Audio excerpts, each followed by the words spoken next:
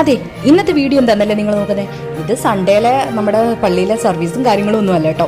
ഇത് ഡിസംബർ 31 രാത്രി 8 മണിക്കത്തെ വീഡിയോ ആണ് കേട്ടോ.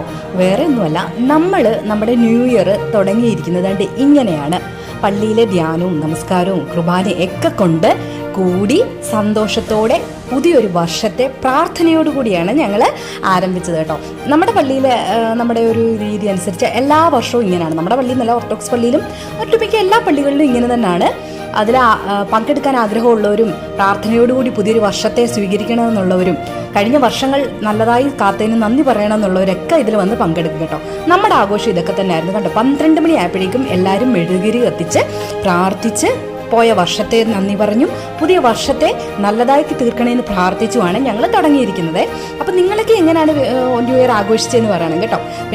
2 വർഷമായിട്ട് മിസ്സായിരുന്ന ഒരു കാര്യമായിരുന്നു ഇത് കേട്ടോ.